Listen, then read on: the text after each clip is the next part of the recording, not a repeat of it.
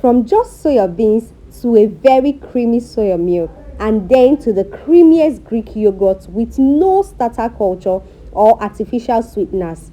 If you are a TTC mom, you don't want to miss any details of this video. Lactose intolerant but loves yogurt, I got you covered. Let's cook up something very healthy, a plant-based non-dairy creamy yogurt called soy yogurt. Let's cook.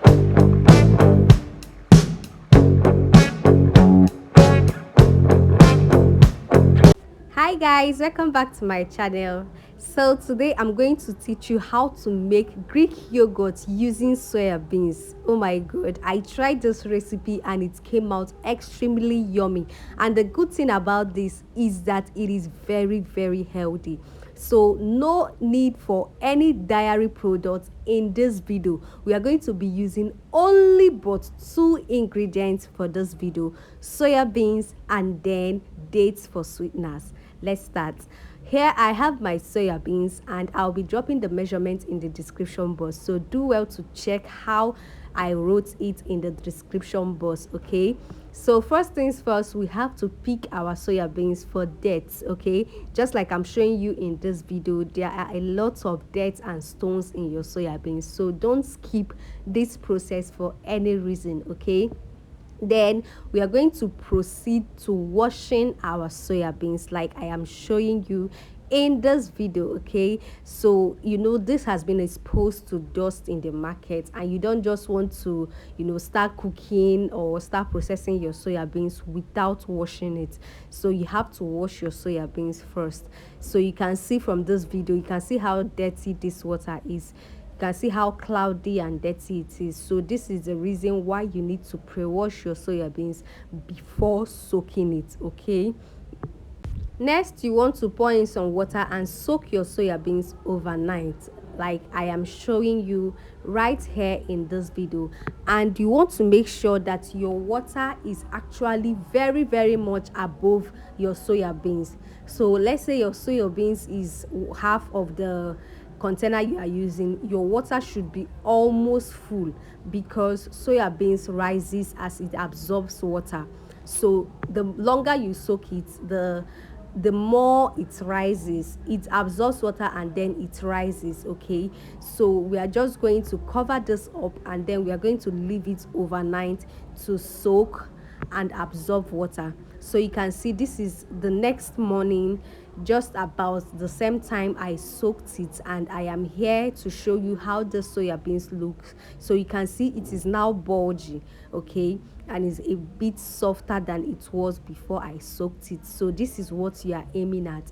So the first procedure to starting or making this Greek yogurt is to pick the beans, wash the beans, and then soak the beans overnight and then wash it again. Okay, so I have washed my soya beans again, and then I'm going to proceed to blending this soya bean. So you can see how I'm blending it. I put a little soya beans and then I put in water to cover the soya beans a bit, and then I blend it till it is very smooth. Okay, emphasis on very smooth, because the smoother you blend your soya beans, the more milk it produces. So you can see how smooth this is. Okay, so I'm going to repeat this process until I am done blending all my soya beans. And don't forget to go to the description box and check out the description, because that is where I'll be dropping all the measurements of what I use to produce this quantity of Greek yogurt. Okay, and mind you that this what we are actually making is aiming at Greek yogurt, but this is like a 2-in-1 procedure, because you first make your soya milk and then you make your Greek yogurt. So if you are watching this video right now, I want you to know that I am going to teach you how to make soya milk and then soy yogurt. Okay, so I am done blending this, and then I first scoop out the foam just to allow me navigate my milk properly. Okay, so if you have some foams here and there, you can just scoop it out. You don't need it. It's not going to produce any milk. Okay, rather it's going to make you walk and labor for a longer period of time. So just scoop it. Okay, so if you have another sieve just like me, you can just scoop it out in a separate sieve, and if it produces one or two milk there, you can just extract it later on. But if you don't, just scoop it out. It is very, very negligible. Okay, so I'm going to proceed to extract the milk from the blended beans, and that is exactly what I'm doing here.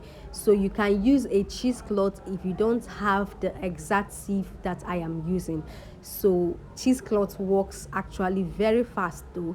It works very fast because you don't have to do this in batches just like I am doing in this video. You just have to pour in everything, and then your cheesecloth will just strain it, just press it, and everything will get strained just the same exact way you do when you are making pap. Okay, so that is just what I am doing here, just extracting the juice.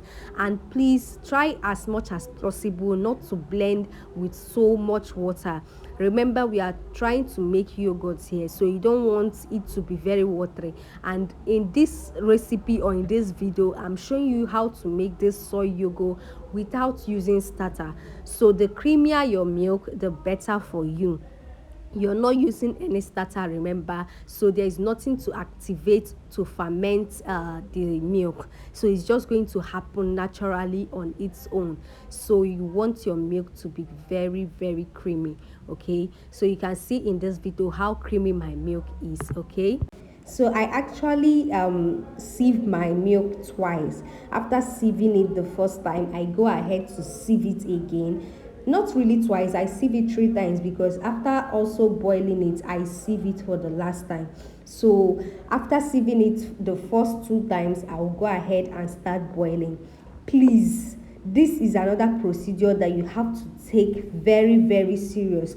While boiling your milk, first you want to do this on low heat.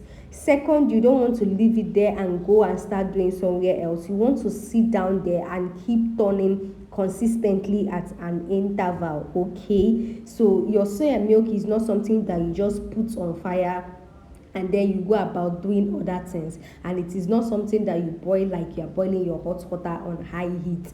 So you have to put this thing, emphasis on low heat. Okay, emphasis on low heat. If you try it on high heat, it is going to spoil. Trust me, it is going to spoil.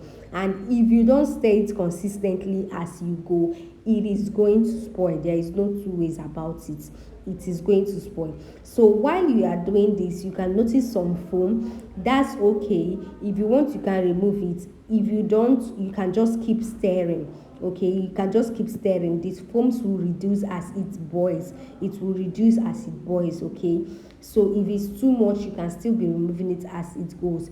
But if it's not too much, you can just leave it and keep stirring consistently. The foams will reduce as it boils. So this is something I have noticed over time making soy milk and soy yogurt. So you want to first put your heat on low, and secondly, sit right there and stir consistently until your milk is ready. And mind you that your milk is not going to like boil. Okay, once it gets to boiling point, as in once it starts boiling, or once you notice it wants to start boiling, you want to take off your heat, stir it, and then you just cover it and allow it to cool until it forms what we call the beans curd.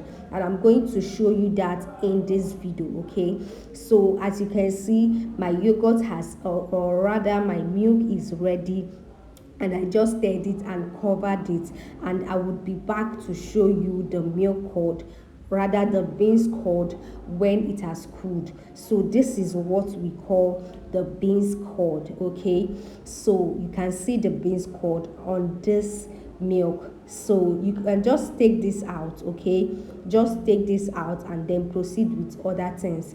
Next, I am going to be sieving this milk. Okay, so you can see me taking out the beans curd, and mind you that this is very, very healthy for a TTC mom, because soya milk or soya beans on its own is very, very healthy. You can see soy oil.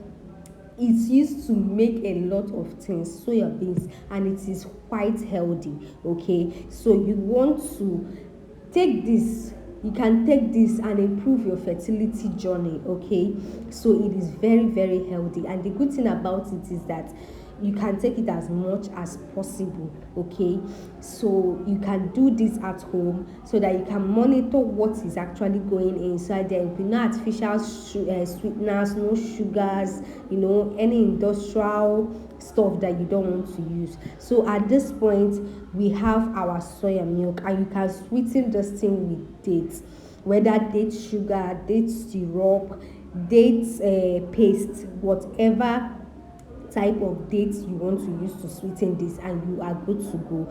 For me, I use date syrup to sweeten mine, and I'm just going to, so this is just the quantity of soya milk I made. So the one on the green container, I'm going to refrigerate it and sweeten it. That is going to be my soya milk. And then for this video, I'm going to show you how to make the soy yogurt with a transparent plate. Okay, so I'll just allow the one on green to cool off, then put it inside my fridge, sweeten it at a later time, while we proceed with this one for this video. So you want to allow this to cool until when you dip a finger inside it, you can tolerate it, exactly the same way that you make your dairy yogurt. Okay, so if you've not made dairy yogurt before, you can also learn it with this procedure. So this is about give us say 5 to 10 minutes later. So I don't want to give you any specific time, because you might be working with more quantity than me, and your environment might be colder or hotter than mine. So I don't want to give you any specific time to leave this, but all I want you to do is just that when you come back, put your finger inside and count from 1 to 20. And if you can actually tolerate the heat, then it means that this is cool enough to ferment. Remember, you don't want it to cool completely at all. You just want it to be, will I say warm, lukewarm per se. So, and we are going to proceed to incubate. Remember, in this recipe we are not using starter at all, but for subsequent times I might also be dropping recipe on how to do this using starter culture. Okay, I can drop a video of using starter culture. Some people also use already made yogurt to make their soy yogurt, although I don't actually recommend that, because you are introducing dairy into this plant-based yogurt, and that is not what we want. So if you must use any starter cultures, it must be non-dairy. So you can use powdered one, yogurt for example. So I will try and make another video on how to use that. Now you want to fold your yogurt into multiple layers so that you can retain the heat, and then you put it in a very warm environment. For me, I use this cooler. It is a very sure way to incubate my yogurt anytime, any day. If you have an oven, you can keep it in there, but don't turn it on. Okay, so the idea behind all this is just to keep your yogurt in a place that is warm enough to retain the temperature. Okay, so this is 14 hours later. Emphasis on 14 hours, because I am not using any starter culture. If you are using any starter culture medium, you can make this for 7 to 8 hours. You can do the incubation for 7 to 8 hours, but because I'm not using any starter culture, I did this for good 14 hours. Okay, so back to preparing our soy yogurt. You can see how this is properly fermented. Okay, it fermented properly for a recipe without starter culture. But if I'm using starter culture, it will be thicker than this. Okay, it will be thicker than this. So I'm just going to strain this because I want to make Greek yogurt. But if it is just normal drinking yogurt, I will just turn it as it is now. I will just turn it inside that plate and then refrigerate. Later I will add my sweetener. Okay, so but because I'm making Greek yogurt, I want to strain this again, and this water you see here is called whey, and it is also very, very useful. It is used for making smoothies and your fruit juice. You can add it to your fruit juice. And then I am going to keep this to refrigerate while the whey drops. Okay, so this is me showing you the extra yogurt I made not yogurt rather, the extra soy milk I made from this batch. Okay, so you can see this is like the next morning. Okay, I actually put that in my refrigerator about 3 a.m. and this is in the morning at about 8 or 9 a.m. So same morning, the yogurt finished incubating in the early hours of the morning. So I came out, I put it in the freezer for the whey to drop, and then after I went to sleep, and then when I woke up at around 8 or 9 a.m., I actually now came to continue the process by sweetening it. So by sweetening this, I'm going to be using dates. Okay, so I just poured in a little water, a little whey into the dates, and I'm going to blend that later. But for now, let's work on the Greek yogurt. You can see how thick this is. Very, very thick. It is very, very thick and very, very healthy. So you can make this at your home and enjoy something very, very healthy that will help you in your TTC journey.